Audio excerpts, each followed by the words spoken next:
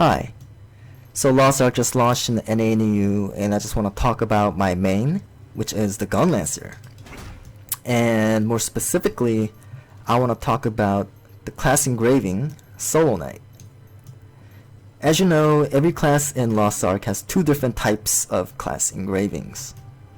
And depending on which one that you focus on, your class plays out differently. As in my case, I use the Solo Knight class engraving. So let's talk about the two different types of class engravings that the Gunlancer has access to. The Solo Knight, which is the one I use, and Combat Readiness. So what Combat Readiness does is that it powers up your blue skills, your regular slash shield skills, while the Solo Knight class engraving powers up your lance skills, which are the red ones and the orange ones. So basically, Solo Knight, you focus on using your cannon, basically. And the Combat Readiness one, you focus on using the blue skills for damage. So getting into the details of the Solo Knight class engraving, what it does is basically it increases your critical hit chance and critical damage of your lance skills, but it locks you out of the X skill and your shield gauge depletes faster.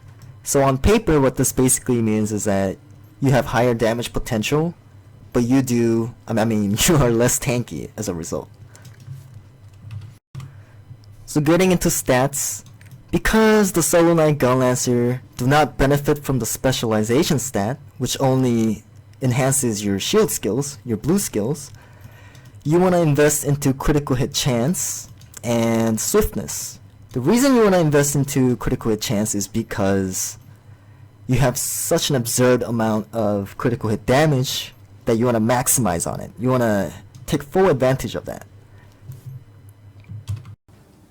The most important thing about Solo Knight Gunlancer is that you want to attack the boss from the head, from the front, because a lot of the lance skills have head attack modifiers. As you can see from the video, the white marking in front of the boss, that's where his head is at. You want to attack from that position.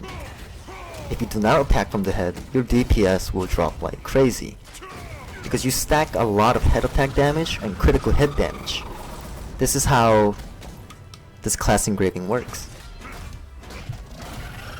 It's very frustrating at times because some bosses are very frantic, so trying to hit the head could be difficult on some bosses. So compared to the Combat Readiness Gunlancer, Solo Knight has a much higher skill ceiling, because you can't just mash buttons by standing there. You have to actually track the boss and try your best to aim for the head. So it's more fun in a way, and it's more rewarding, especially since Burst Cannon and Charge Stinger, which are the two main skills of the Solo Knight Gunlancer, which also makes up about 60 to 70% of all your damage. The big burst numbers are just amazing to look at. Now remember to take everything I say with a grain of salt, because the game just released for you in NA and EU, so the meta will be different because you guys don't have a lot of the endgame content. That is why I won't be going into in-depth about other engravings that you could take with Solo Knight, as well as just other in-depth things in general, because you gotta use what's available to you when the game launches. I'll make sure to track the update roadmap of your servers and upload guides, tips on the two classes that I made, which are the Gunlancer and the Hammer Guy. I don't know what the English term is, but in Korea they're called Destroyers. I can confidently say that I'm a pretty experienced Lost Ark player. I'm pretty high in the rankings, and I make sure to complete all new contents as soon as it's out. So if you have any questions about the class or just the game in general, just feel free to ask me and I'll answer. That'll be it for the video, and I'll be back with more Gunlancer raid videos in the future. So until then, stay tuned and goodbye. Enjoy the rest of the video.